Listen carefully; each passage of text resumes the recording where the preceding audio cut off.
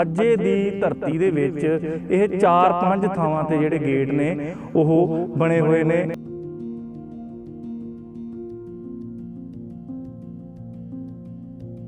ਇਹਦਾ ਨਾਮ ਜਿਹੜਾ ਅਬਦੁਲ ਹਕ ਹੈ ਔਰ ਅਮਾਨਤ ਖਾਨ ਦਾ ਕਿਤਾਬ ਇਹਦੀ ਸੁਲੇਖਕਾਰੀ ਜਿਹੜੀ ਆ ਬਹੁਤ ਵਧੀਆ ਹੈ। ਦੇ ਵਿੱਚ ਤੁਸੀਂ ਵੇਖ ਸਕਦੇ ਇਮਾਰਤਾਂ ਵੇਖ ਸਕਦੇ ਜੇ ਅਜੇ ਵੀ ਉਹ ਇਮਾਰਤ ਕਾਇਮ ਹੈ। ਦੱਸਿਆ ਜਾਂਦਾ ਕਿ ਜਦੋਂ ਰਾਜੇ ਲਾਹੌਰ ਤੋਂ ਦਿੱਲੀ ਨੂੰ ਜਾਂਦੇ ਸੀ ਤਾਂ ਰਸਤੇ ਦੇ ਵਿੱਚ ਠਹਿਰਦੇ ਸੀਗੇ ਔਰ ਇਹਨਾਂ ਇਮਾਰਤਾਂ ਦੇ ਵਿੱਚ ਆਰਾਮ ਕਰਦੇ ਸੀ। ਜਿਹੜੇ ਕੁਝ ਕੈਦੀ ਦੱਸਦੇ ਕਿ ਉਹਨਾਂ ਦੇ ਨਾਲ ਹੁੰਦੇ ਸੀ, ਉਹਨਾਂ ਕੈਦੀਆਂ ਦੇ ਲਈ ਇੱਥੇ ਜੇਲ੍ਹਾਂ ਵੀ ਬਣੀਆਂ। ਤੁਸੀਂ ਤਸਵੀਰਾਂ ਦੇ ਵਿੱਚ ਵੇਖ ਸਕਦੇ ਜੋ।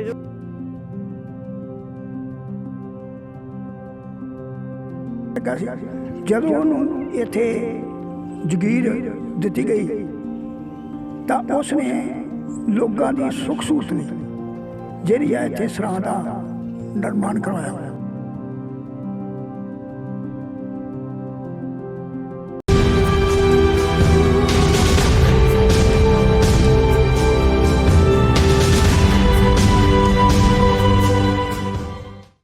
ਸਾਰਿਆਂ ਨੂੰ ਸਤਿ ਸ਼੍ਰੀ ਅਕਾਲ ਦੋਸਤੋ, ਤੁਸੀਂ ਵੇਖ ਰਹੇ ਹੋ ਰੋਜ਼ਾਨਾ ਪ੍ਰਾਈਮ ਤੇ ਮੈਂ ਤੁਹਾਡਾ ਆਪਣਾ ਦਲਜੀਤ ਸਿੰਘ। ਰੋਜ਼ਾਨਾ ਪ੍ਰਾਈਮ ਦੇਖ ਰਹੇ ਸਾਰੇ ਦਰਸ਼ਕਾਂ ਦਾ ਮੈਂ ਸਵਾਗਤ ਕਰਦਾ ਹਾਂ ਤੇ ਅਸੀਂ ਆਪਣੇ ਦਰਸ਼ਕਾਂ ਦੇ ਲਈ ਕੁਝ ਨਵਾਂ ਲੈ ਕੇ ਆਉਂਦੇ ਰਹਿੰਦੇ ਹਾਂ। ਔਰ ਤਸਵੀਰਾਂ ਦੇ ਵਿੱਚ ਤੁਸੀਂ ਵੇਖ ਸਕਦੇ ਜੇ ਰੋਜ਼ਾਨਾ ਪ੍ਰਾਈਮ ਦੀਆਂ ਕਿ ਅੱਜ ਅਸੀਂ ਇਸੇ ਤਹਿਤ ਸਰਾਏ ਅਮਾਨਤ ਖਾਂ ਪਿੰਡ ਦੇ ਵਿੱਚ ਪਹੁੰਚੇ ਹਾਂ, ਜਿੱਥੇ ਲਾਹੌਰੀ ਗੇਟ ਅਤੇ ਦਿੱਲੀ ਗੇਟ ਬਣਿਆ ਹੋਇਆ ਹੈ। ਕਿਸ ਤਰ੍ਹਾਂ ਦੇ ਨਾਲ ਮੁਗਲ ਸ਼ਾਸਕ ਦੇ ਵੇਲੇ ਜਿਹੜਾ ਇਸ ਦੀ ਵਰਤੋਂ ਕੀਤੀ ਜਾਂਦੀ ਸੀ। ਦੱਸਿਆ ਜਾਂਦਾ ਕਿ ਮਾਝੇ ਦੀ ਧਰਤੀ ਦੇ ਵਿੱਚ ਇਹ 4-5 ਥਾਵਾਂ ਤੇ ਜਿਹੜੇ ਗੇਟ ਨੇ ਉਹ ਬਣੇ ਹੋਏ ਨੇ। ਸਾਡੇ ਨਾਲ ਨੇ ਇਸ ਵੇਲੇ ਮੌਜੂਦ ਨੇ ਸਰਦਾਰ ਮਨਮੋਹਨ ਸਿੰਘ ਜੀ, ਜਿਨ੍ਹਾਂ ਨੇ ਆਪਾਂ ਕਹਿ ਸਕਦੇ ਹਾਂ ਵੀ ਖੋਜ ਕੀਤੀ, ਇਸ 'ਤੇ ਪੁਸਤਕ ਵੀ ਲਿਖੀ ਹੈ। ਪੂਰਾ ਇਤਿਹਾਸ ਕੀ ਹੈ ਇਹਨਾਂ ਦੇ ਨਾਲ ਗੱਲਬਾਤ ਕਰਕੇ ਜਾਣਦੇ ਹਾਂ। ਸਭ ਤੋਂ ਪਹਿਲਾਂ ਸਾਡੇ ਚੈਨਲ ਰੋਜ਼ਾਨਾ ਪ੍ਰਾਈਮ ਤੇ ਤੁਹਾਡਾ ਬਹੁਤ ਬਹੁਤ ਸਵਾਗਤ ਹੈ ਸਰ। ਮਿਹਰਬਾਨੀ, ਸ਼ੁਕਰੀਆ। ਇਹ ਜੇ ਮੈਂ ਗੱਲਬਾਤ ਦੀ ਸ਼ੁਰੂਆਤ ਸਰਦਾਰ ਜੀ ਇੱਥੋਂ ਸ਼ੁਰੂ ਕਰ ਲਵਾਂ ਕਿ ਅਮਾਨਤ ਖਾਂ ਜਿਹੜਾ ਕੌਣ ਸੀਗਾ ਤੇ ਕੀ ਇਸ 'ਤੇ ਕਹਿਣਾ ਚਾਹੋਗੇ? ਅਮਾਨਤ ਖਾਂ ਇਹਨੂੰ ਖਿਤਾਬ ਮਿਲਿਆ ਸੀ।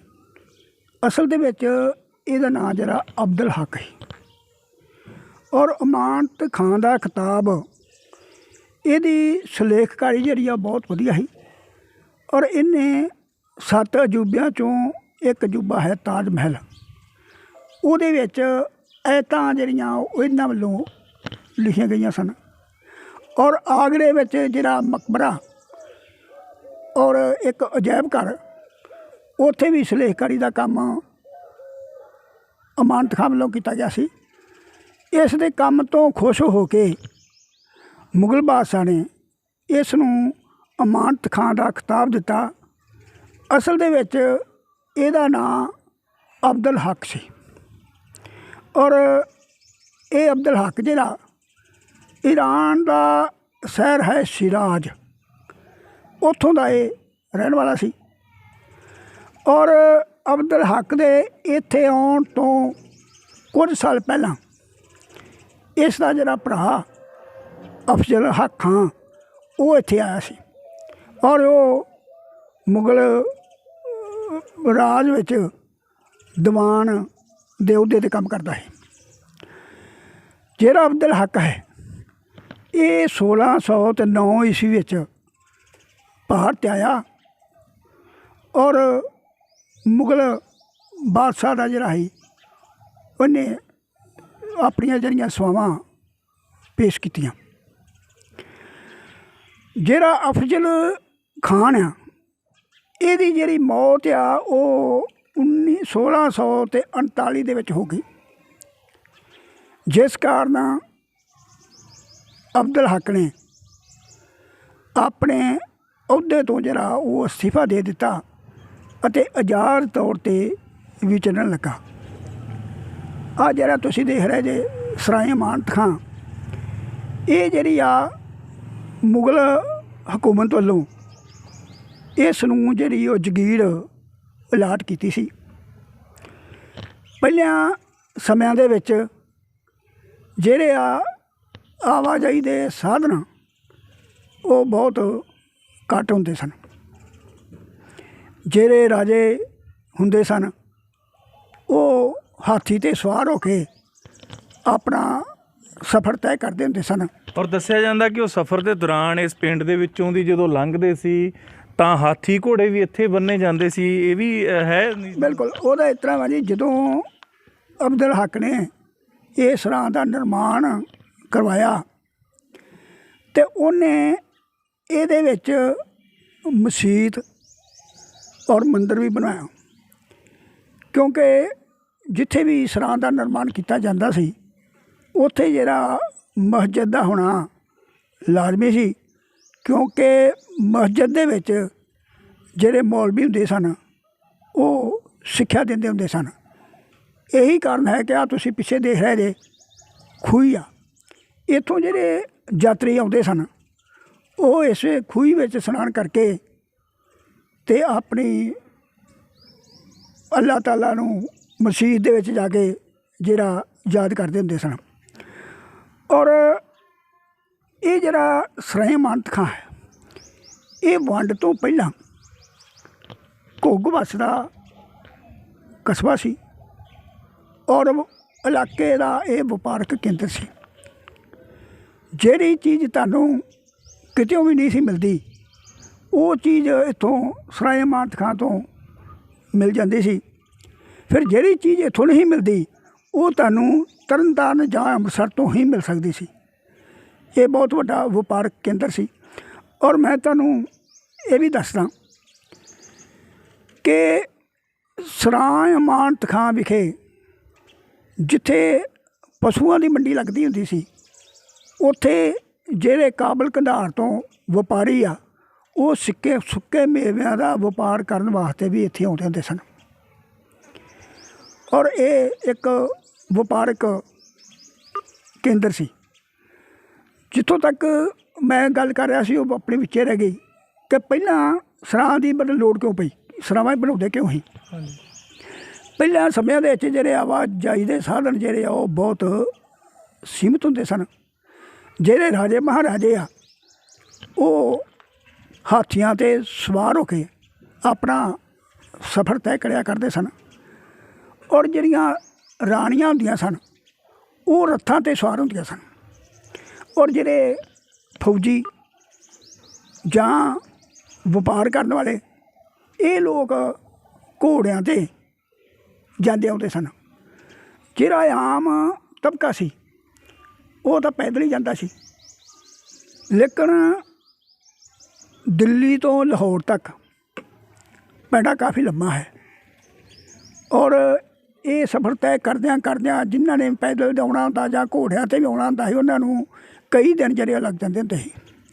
ਔਰ ਉਹਨਾਂ ਦੇ ਠਹਿਰਾਅ ਵਾਸਤੇ ਮੈਂ ਦੱਸਦਾ ਇਹ ਸਰਾਂ ਦਾ ਜਿਹੜਾ ਸ਼ਬਦੀ ਅਰਥ ਆ ਇਹਦਾ ਮਤਲਬ ਇਹ ਹੁੰਦਾ ਵਾ ਠਹਿਰਨ ਵਾਲੀ ਥਾਂ।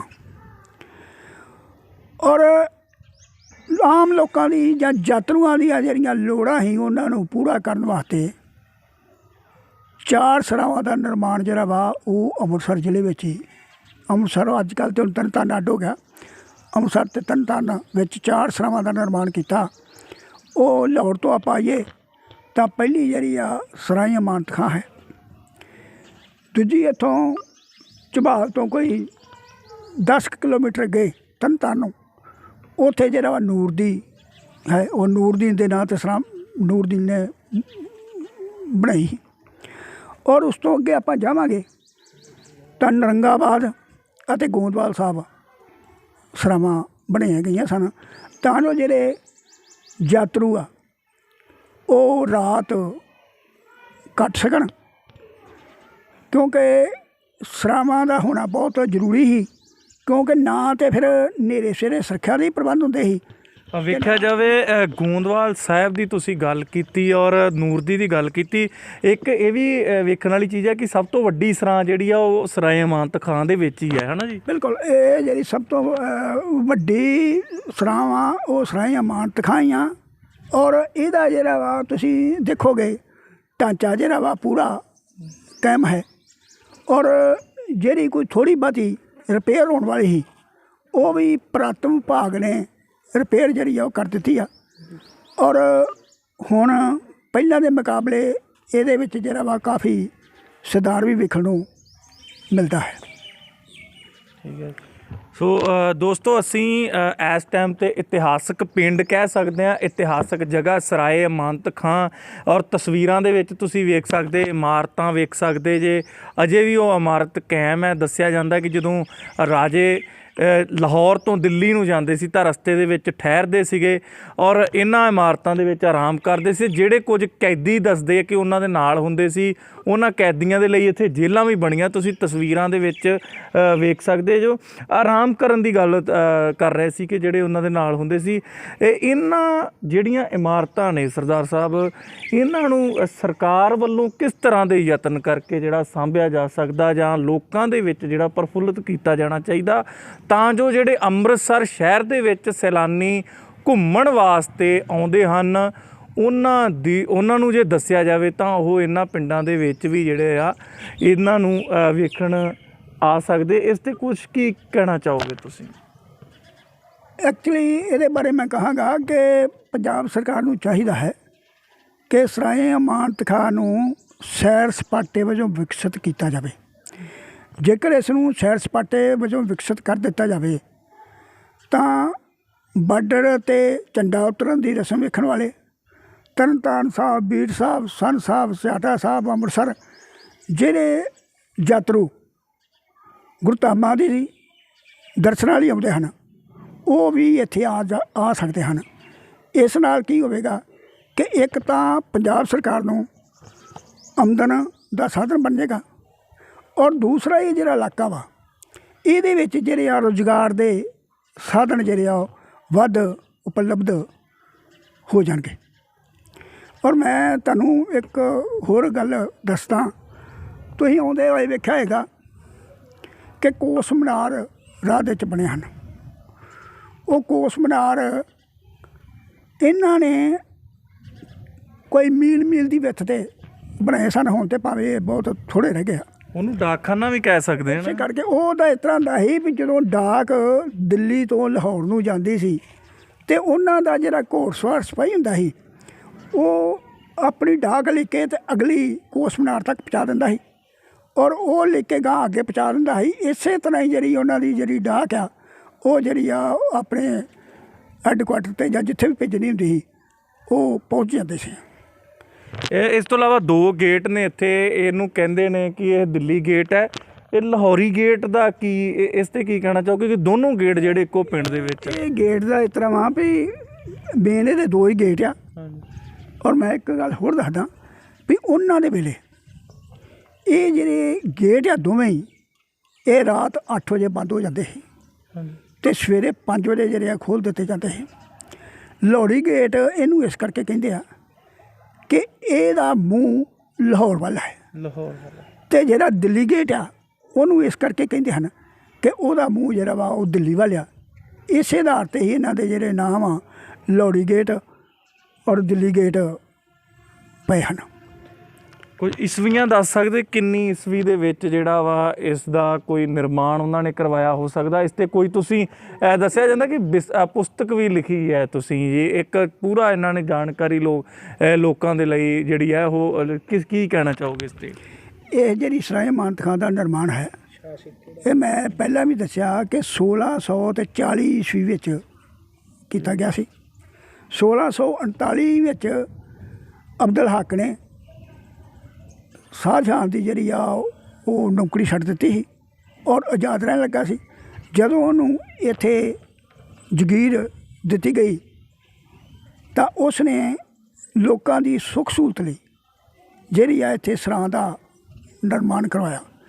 ਔਰ ਮੈਂ ਇੱਕ ਗੱਲ ਦੱਸਣ 'ਚ ਕੋਈ ਸੰਕੋਚ ਵਾਲੀ ਗੱਲ ਨਹੀਂ ਕਿ ਜਿਹੜੇ ਪਿਛਲੇ ਰਾਜੇ ਮਹਾਰਾਜੇ ਹੁੰਦੇ ਸਨ ਉਹ ਆਪਣੇ ਬਾਰੇ ਘੱਟ ਅਤੇ ਪ੍ਰਜਾ ਬਾਰੇ ਜ਼ਿਆਦਾ ਸੋਚਦੇ ਹੁੰਦੇ ਸਨ। ਔਰ ਇਹ ਜਿਹੜਾ ਸਰਾਂ ਦਾ ਨਿਰਮਾਣ ਕਰਵਾਇਆ ਇਹ ਉਹਨਾਂ ਨੇ ਪ੍ਰਜਾ ਦੀਆਂ ਲੋੜਾਂ ਨੂੰ ਮੁੱਖ ਰੱਖ ਕੇ ਹੀ ਕਰਵਾਇਆ ਹੈ। ਇਹਦੇ ਵਿੱਚੋਂ ਮਤਲਬ ਜਿਹੜੇ ਆ ਲੋਕ ਹਿੱਤ ਪ੍ਰਗਟ ਹੁੰਦੇ ਹਨ। ਇਸ ਤੋਂ ਇਲਾਵਾ ਜੇ ਗੱਲ ਕੀਤੀ ਕਿਸ ਸ਼ਾਸਕ ਦੇ ਅਧੀਨ ਜਿਹੜੇ ਸੀ ਇਹ 2 ਗੇਟ ਇਹ ਜੋ ਵੀ ਇੱਥੇ ਬਣਿਆ ਆਉਂਦੇ ਸੀ, ਇਸ ਦੇ ਬਾਰੇ ਕੁਝ ਤੁਸੀਂ ਲਿਖਿਆ ਦੱਸ ਸਕਦੇ ਸਾਡੇ ਦਰਸ਼ਕਾਂ ਨੂੰ? ਮੈਂ ਜਿਵੇਂ ਪਹਿਲਾਂ ਬੇਨਤੀ ਕੀਤੀ ਆ ਕਿ ਇਹ ਬਣਾਇਆ ਹੀ ਅਬਦੁਲ ਹੱਕ ਨੇ ਅਮਾਨਤ ਖਾਨੇ। ਇਹ ਉਹਦੀ ਇੱਕ ਹੁੰਦੀ ਪੂੰਜੀ ਸੀ, ਉਹਦੀ ਜਗੀਰ ਸੀ, ਉਹਨੇ ਸਾਰਾ ਕੁਝ ਜਿਹੜਾ ਉਹ ਕੀਤਾ। ਹਾਂਜੀ, ਇਹ ਲੱਗਦਾ ਨਹੀਂ ਕਿ ਇਹ ਜਿਹੜੀ ਜਗੀਰ ਹੈ ਇਹ ਸਰਕਾਰ ਦੇ ਅੰਡਰ ਆ ਕੇ ਲੋਕਾਂ ਨੂੰ ਇਸ ਦੇ ਲਈ ਜਾਗਰੂਕ ਜਿਹੜਾ ਉਹ ਇਹ ਕਰ ਸਕਦੇ ਨੇ। ਔਰ ਜਿਹੜੇ ਲੋਕ ਨੇ ਦੱਸ ਦੇਵਾਂ ਮੈਂ ਆਪਣੇ ਦਰਸ਼ਕਾਂ ਨੂੰ ਕਿ ਦੂਰੋਂ ਦੂਰੋਂ ਜਿਹੜਾ ਇੱਥੇ ਵੇਖਣ ਵਾਸਤੇ ਇਹ ਜਿਹੜੇ ਨੇੜਲੇ ਪਿੰਡਾਂ ਦੇ 'ਤੇ ਆਉਂਦੇ ਨੇ, ਲੇਕਿਨ ਜਿਹੜਾ ਹੈ ਇੱਕ ਲੈਵਲ ਤੱਕ ਜਿਹੜੀ ਗੱਲ ਕੀਤੀ ਹੈ ਵੀ ਜਿਹੜਾ ਸਰਕਾਰ ਨੂੰ ਇਸ ਦਾ ਫਾਇਦਾ ਹੋਵੇਗਾ ਜੇਕਰ ਇੱਥੇ ਸੈਲਾਨੀਆਂ ਨੂੰ ਆਉਣ ਵਾਸਤੇ, ਵੇਖਣ ਵਾਲਿਆਂ ਨੂੰ, ਜਿਸ ਤਰ੍ਹਾਂ ਕਿ ਹੋਰ ਇਤਿਹਾਸਕ ਇਮਾਰਤਾਂ ਦੇ ਲਈ ਜਿਹੜੇ ਆਉਂਦੇ ਨੇ ਅੰਮ੍ਰਿਤਸਰ, ਬਾਹਰਲੇ ਦੇਸ਼ ਤੋਂ ਲੋਕ ਘੁੰਮਣ ਵਾਸਤੇ, ਉਹਨਾਂ ਦੇ ਲਈ ਜਿਹੜਾ ਵਾ ਇਹ ਕਹਿ ਸਕਦੇ ਹਾਂ ਕਿ ਪਿੰਡ ਦੇ ਵਿੱਚ ਪਹੁੰਚਣਾ ਅਤੇ ਇੱਥੋਂ ਦੀ ਇਮਾਰਤਾਂ, ਜਿਹੜੇ ਲਾਹੌਰੀ ਗੇਟ ਬਣਿਆ ਹੋਇਆ ਹੈ ਔਰ ਦਿੱਲੀ ਗੇਟ ਕਿ ਜਿਸ ਦਾ ਦਰਵਾਜ਼ਾ ਸਰ ਉਹਨਾਂ ਨੇ ਦੱਸਿਆ ਕਿ ਦਿੱਲੀ ਵਾਲੀ ਸਾਈਡ ਨੂੰ ਹੈ, ਔਰ ਤੁਸੀਂ ਤਸਵੀਰਾਂ ਦੇ ਵਿੱਚ ਤੁਸੀਂ ਵੇਖ ਸਕਦੇ ਜੇ। ਔਰ ਜੇ ਇਸ ਤੋਂ ਇਲਾਵਾ ਪੁਰਾਣੇ ਇਤਿਹਾਸ ਦੀ ਕੋਈ ਹੋਰ ਇਸ ਦੇ ਨਾਲ ਕੋਈ ਕਲੀ ਜੁੜਦੀ ਹੋਵੇ, ਕੋਈ ਗੱਲ ਤੁਸੀਂ ਲਿਖੀ ਹੋਵੇ ਤਾਂ ਸਾਡੇ ਦਰਸ਼ਕਾਂ ਨੂੰ ਦੱਸੋ। ਇਹਦੇ ਵਿੱਚ ਜਿਹੜੀ ਮੈਂ ਹੋਰ ਜਾਣਕਾਰੀ ਥੋੜ੍ਹੀ ਦੇਣੀ ਚਾਹੁੰਦਾ ਵਾਂ। ਹਾਂਜੀ। ਕਿਉਂਕਿ ਜਦੋਂ ਵੀ ਕੋਈ ਯਾਤਰੂ ਜਾਂ ਸੈਲਾਨੀ ਜਾਂ ਆਮ ਸਾਡਾ ਨਾਗਰਿਕ ਆਵੇਗਾ ਅਤੇ ਉਹਨੂੰ ਜਿਹੜੀ ਆ ਇਹਦੀ ਭੂਗੋਲਿਕ ਸਥਿਤੀ ਦਾ ਪਤਾ ਹੋਣਾ ਚਾਹੀਦਾ ਹੈ।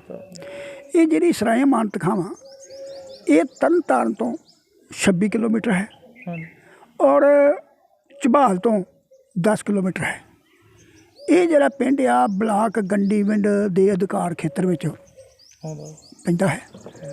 ਔਰ ਜਿਵੇਂ ਤੁਸੀਂ ਪਹਿਲਾਂ ਗੱਲ ਕੀਤੀ, ਇਹ ਜਿਹੜੀ ਮਾਲਕੀ ਤੇ ਸਾਰੀ ਉਹਦੀ ਅਬਦੁਲ ਹੱਕ ਦੀ ਸੀ, ਲੇਕਿਨ ਜਦੋਂ 1947 ਵਿੱਚ ਪਾਕ ਵੰਡ ਹੋ ਗਈ ਅਤੇ ਉਹ ਜਿਹੜੀ ਸਾਰੀ ਮਾਲਕੀ ਜਿਹੜੀ ਆ ਉਹ ਇਸ ਟਾਈਮ ਸਰਕਾਰ ਦੀ ਆ। ਜਿਵੇਂ ਰੱਖ ਪੁਛੇ ਤੁਸੀਂ ਸੁਣਿਆ ਹੋਵੇਗਾ, ਜਿਹੜੀ ਰੱਖ ਪੁਛੇ ਦਾ ਰਕਬਾ ਵਾ ਉਹ ਵੀ ਸਰਾਏ ਅਮਾਨਤ ਖਾਂ ਦਾ ਹੀ ਇੱਕ ਹਿੱਸਾ ਹੈ। ਔਰ ਉੱਥੇ ਜਿਹੜੇ ਆ ਰੁੱਖ ਲਗਾਏ ਗਏ ਆ ਅਤੇ ਰੁੱਖਾਂ ਦੀ ਮਾਲਕੀ ਜਿਹੜੀ ਆ ਉਹ ਸਰਕਾਰ ਦੀ ਹੈ। ਔਰ ਮੈਂ ਥੋੜ੍ਹਾ ਇਹ ਵੀ ਦੱਸ ਦੇਣਾ ਉਚਿਤ ਸਮਝਦਾ ਹਾਂ ਕਿ ਇਹਦੇ ਵਿੱਚ ਜਿਹੜੇ ਲੋਕਾਂ ਨੇ ਆਪਣੀ ਰਿਹਾਇਸ਼ ਕੀਤੀ ਸੀ, ਹਾਂਜੀ, ਉਹਨਾਂ ਲੋਕਾਂ ਨੇ ਜਿਹੜੇ ਆ ਉਹ ਆਪਣੇ ਕਬਜ਼ੇ ਨਹੀਂ ਛੱਡੇ। ਬੇਸ਼ੱਕ ਇਹ ਕੋਈ ਨਵੀਂ ਉਸਾਰੀ ਨਹੀਂ ਹੋਣ ਦਿੰਦੇ ਜਾਂ ਨਵਾਂ ਕਬਜ਼ਾ ਨਹੀਂ ਹੋਣ ਦਿੰਦੇ, ਲੇਕਿਨ ਜਿਹੜੇ ਪਹਿਲੇ ਕਬਜ਼ੇ ਹੋਏ ਆ ਉਹ ਉਹਨਾਂ ਲੋਕਾਂ ਦੇ ਹੀ ਕਬਜ਼ੇ ਹੇਠ ਹਨ। ਜੇਕਰ ਮੈਂ ਤਾਂ ਇਹ ਸਲਾਹ ਦਊਂਗਾ, ਸਰਕਾਰ ਨੂੰ ਸੁਝਾਅ ਦਊਂਗਾ ਵੀ ਇਹ ਜਿਹੜੇ ਨਜਾਇਜ਼ ਕਬਜ਼ੇ ਵਾਲੇ ਹਨ ਇਹਨਾਂ ਤੋਂ ਕਬਜ਼ੇ ਲੈ ਜਾਣ, ਪਰ ਧੱਕੇ ਨਾਲ ਨਹੀਂ। ਇਹ ਚਾਹੀਦਾ ਹੈ ਕਿ ਇਹਨਾਂ ਕੋਲ ਜਿੰਨਾ ਥਾਂ ਹੈ ਉਹਨੇ ਥਾਂ ਦੀ ਇਹਨਾਂ ਨੂੰ ਕੀਮਤ ਦੇ ਕੇ ਅਤੇ ਬਾਹਰ ਸਰਾਂ ਤੋਂ ਬਾਹਰ ਇਹਨਾਂ ਦੇ ਮਕਾਨ ਬਣਾ ਦਿੱਤੇ ਜਾਣ, ਤਾਂ ਜੋ ਇਹਨਾਂ ਨੂੰ ਵੀ ਕੋਈ ਇਤਰਾਜ਼ ਨਾ ਹੋਵੇ ਔਰ ਜਿਹੜੀ ਸਰਾਂ ਦੀ ਜਿਹੜੀ ਆਪਣੀ ਹੋਂਦ ਆ ਉਹ ਪੂਰੀ ਦੀ ਪੂਰੀ ਜਿਹੜੀ ਆ ਉਹ ਕਾਇਮ ਰਹਿ ਸਕੇ। ਬੜੀ ਵਧੀਆ ਜਾਣਕਾਰੀ ਤੁਸੀਂ ਹੁਣ ਤੱਕ ਦੇ ਰਹੇ ਹੋ। ਕਬਜ਼ਿਆਂ ਦੀ ਵੀ ਤੁਸੀਂ ਗੱਲ ਕੀਤੀ ਕਿ ਜਿਹੜਾ ਸਰਕਾਰ ਨੂੰ ਹੀ ਇੱਕ ਸਲਾਹ ਹੈ, ਮੇਰੇ ਨਾਲ ਜਿੰਨੇ ਵੀ ਦਰਸ਼ਕ ਜਿਹੜੇ ਜੁੜੇ ਨੇ, ਕਿ ਜੇਕਰ ਪੰਜਾਬ ਸਰਕਾਰ ਚਾਹੇ, ਇਹ ਬਾਹਰ ਲਿਖ ਕੇ ਵੀ ਇੱਕ ਬੋਰਡ ਦੇ ਉੱਪਰ ਵੀ ਲਗਾਇਆ ਗਿਆ ਕਿ ਇਹ ਸਰਕਾਰੀ ਸੰਪਤੀ ਹੈ ਔਰ ਇਸ 'ਤੇ ਕਿਸੇ ਕਿਸਮ ਦਾ ਜਿਹੜਾ ਕੋਈ ਕਿਸੇ ਪ੍ਰਕਾਰ ਦਾ ਕਬਜ਼ਾ ਜਿਹੜਾ ਨਹੀਂ ਕੀਤਾ ਜਾਊਗਾ। ਔਰ ਮੈਂ ਇਹ ਪੁੱਛਦਾ ਕਿ ਇਹ ਜੋ ਬਣੀ ਹੋਈ ਹੈ, ਇੱਥੇ ਨਮਾਜ਼ ਪੜ੍ਹੀ ਜਾਂਦੀ ਸੀ, ਇਹ ਬਾਹਰ ਖੂਹੀ ਹੈ ਔਰ ਇਹ ਕਿੰਨੇ ਸਾਲ ਪੁਰਾਣੀ ਇਮਾਰਤ ਜਿਹੜੀ ਹੋ ਸਕਦੀ, ਇਸ 'ਤੇ ਤੁਸੀਂ ਕਹਿ ਸਕਦੇ? ਇਹ ਤਾਂ ਜਿਹੜੀ ਇਹਦਾ ਸਰਾਏ ਅਮਾਨਤ ਖਾਂ ਦਾ ਨਿਰਮਾਣ ਹੋਇਆ, ਮੈਂ ਤੁਹਾਨੂੰ ਜਿਵੇਂ ਪਹਿਲਾਂ ਦੱਸਿਆ ਵੀ 1640 ਦੇ ਵਿੱਚ ਬਣਾਈਆਂ। 1640 ਦੇ ਵਿੱਚ, ਹਾਂਜੀ। ਔਰ ਤੁਸੀਂ ਵੇਖ ਰਹੇ ਜੇ ਉਦੋਂ ਜਿਹੜੀਆਂ ਪੁਰਾਣੇ ਸਮੇਂ ਦੇ ਵਿੱਚ ਆਪਣੀਆਂ ਨਾਨਕਸ਼ਾਹੀ ਇੱਟਾਂ ਚੱਲਦੀਆਂ ਹੁੰਦੀਆਂ ਸੀ, ਉਹਦੀ ਇਹ ਬਣੀਆਂ। ਅਤੇ ਜਿਹੜੀਆਂ ਇਮਾਰਤਾਂ ਵਾ ਉਹਨਾਂ ਦੀ ਜੇਕਰ ਆਪਾਂ ਸੇਵਾ ਸੰਭਾਲ ਕਰੀਏ ਤਾਂ ਉਹ ਕਈ ਸਦੀਆਂ ਜਿਹੜੀਆਂ ਵਾ ਉਹ ਕਾਇਮ ਰਹਿ ਸਕਦੀਆਂ, ਕੋਈ ਏਡੀ ਗੱਲ ਨਹੀਂ। ਇਹ ਉਹਦੇ ਵੱਲੋਂ ਹੀ ਬਣਾਈ ਗਈ ਸੀ, ਜਿਸ ਦੇ ਨਾਲ ਕਹਿ ਸਕਦੇ ਹਾਂ ਕਿ ਪੂਰਾ ਪਿੰਡ ਦਾ ਨਾਮ ਹੀ ਜਿਹੜਾ ਹੈ ਉਹ ਬਣਿਆ ਰਹਿੰਦਾ ਹੈ। ਬੜੀ ਵਧੀਆ ਜਾਣਕਾਰੀ ਦਿੱਤੀ। ਔਰ ਅੰਤ ਦੇ ਵਿੱਚ ਜਿੰਨੇ ਵੀ ਸਾਡੇ ਨਾਲ ਜੁੜੇ ਨੇ ਉਹਨਾਂ ਨੂੰ ਕੀ ਕਹਿਣਾ ਚਾਹੋਗੇ, ਕੀ ਮੈਸੇਜ ਦੇਣਾ ਚਾਹੋਗੇ ਇਹਨਾਂ ਪੁਰਾਤਨ ਇਮਾਰਤਾਂ ਨੂੰ ਸਾਂਭਣ ਦੇ ਲਈ, ਔਰ ਲੋਕਾਂ ਨੂੰ ਇਸ 'ਤੇ ਕੀ ਕਹਿਣਾ ਚਾਹੋਗੇ? ਮੈਂ ਇਹ ਕਹਿਣਾ ਚਾਹਾਂਗਾ ਕਿ ਜਿਹੜੇ ਹਿੰਦੂ ਮੱਤ ਦੇ ਰਾਜੇ ਮਹਾਰਾਜੇ ਹੋਏ ਆ, ਉਹਨਾਂ ਦੇ ਸਮੇਂ ਦੇ ਵਿੱਚ ਮੰਦਰ ਮੂਰਤੀ ਕਲਾ ਜਿਹੜੀ ਆ ਉਹ ਬੜੀ ਪ੍ਰਫੁੱਲਤ ਹੋਈ ਸੀ, ਲੇਕਿਨ ਮੁਗਲ ਕਾਲ ਨੇ ਇਸ ਸਮੇਂ ਦੇ ਵਿੱਚ ਇਮਾਰਤ ਸਾਜੀ ਨੂੰ ਜਿਹੜਾ ਉਹ ਨਵਾਂ ਰੂਪ ਦਿੱਤਾ।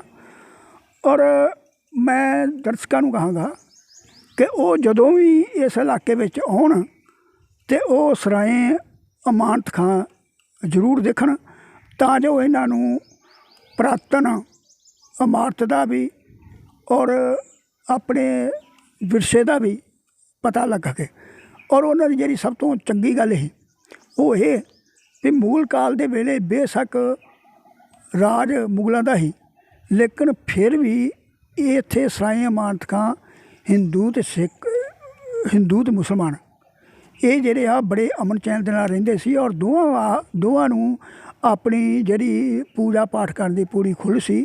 ਜਿੱਥੇ ਇੱਥੇ ਮਸਜਿਦ ਦਾ ਨਿਰਮਾਣ ਕਰਵਾਇਆ ਗਿਆ, ਉੱਥੇ ਜਿਹੜਾ ਮੰਦਿਰ ਵੀ ਹੈ।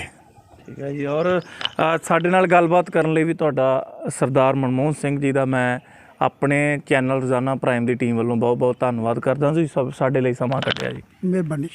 ਸੋ ਅਜਿਹੀਆਂ ਹੋਰ ਇਤਿਹਾਸਕ ਇਮਾਰਤਾਂ ਦੀ ਸਟੋਰੀ ਤੁਹਾਡੇ ਲਈ ਲੈ ਕੇ ਆਵਾਂਗੇ। ਤਸਵੀਰਾਂ 'ਚ ਤੁਸੀਂ ਵੇਖਿਆ, ਇਹ ਅਸੀਂ ਅੱਜ ਅਮਾਨਤ ਖਾਂ ਵਿਖੇ ਪਹੁੰਚੇ ਸੀ। ਬਹੁਤ ਹੀ ਵਧੀਆ ਗੇਟ, ਇੱਕ ਤਾਂ ਅਸੀਂ ਜਿਹੜੇ ਮਸ਼ਹੂਰ ਗੇਟ ਨੇ ਅੰਮ੍ਰਿਤਸਰ ਦੇ ਵਿੱਚ ਹੀ ਦੇਖੇ ਹੋਣਗੇ, ਜਿਵੇਂ ਉੱਥੇ ਵੀ ਇੱਕ ਲਾਹੌਰੀ ਗੇਟ ਬਣਿਆ, ਕਈ ਤਰ੍ਹਾਂ ਦੇ ਅੰਮ੍ਰਿਤਸਰ ਸ਼ਹਿਰ ਦੇ ਵਿੱਚ ਬਣੇ। ਪਰ ਅੰਮ੍ਰਿਤਸਰ ਦੇ ਸ਼ਹਿਰ ਦੇ ਕੁਝ 20-25 ਕਿਲੋਮੀਟਰ ਤੋਂ ਹੀ ਝਬਾਲ ਤੋਂ ਇਹ 10 ਕਿਲੋਮੀਟਰ ਹੈ ਜੀ ਸਰਾਏ ਅਮਾਨਤ ਖਾਂ, ਜਿੱਥੇ ਇਹ ਇਤਿਹਾਸਕ ਇਮਾਰਤ ਹੈ। ਔਰ ਤੁਸੀਂ ਆਉਂਦੇ ਜਾਂਦੇ ਇੱਥੋਂ ਦਾ ਇਤਿਹਾਸ ਔਰ ਇਹਨਾਂ ਇਮਾਰਤਾਂ ਨੂੰ ਜਿਹੜਾ ਹੈ ਤੁਸੀਂ ਵੇਖ ਸਕਦੇ ਹੋ। ਬਣੇ ਰਹੋ ਸਾਡੇ ਨਾਲ, ਹਰ ਕਵਰੇਜ ਤੁਹਾਡੇ ਤੱਕ ਪਹੁੰਚਾਵਾਂਗੇ। ਕੈਮਰਾਮੈਨ ਸੁਖਬੀਰ ਸਿੰਘ ਸੁੱਖ ਦੇ ਨਾਲ ਮੈਂ ਦਲਜੀਤ ਸਿੰਘ, ਰੋਜ਼ਾਨਾ ਪ੍ਰਾਈਮ ਨਿਊਜ਼ ਤਰਨ ਤਾਰਨ।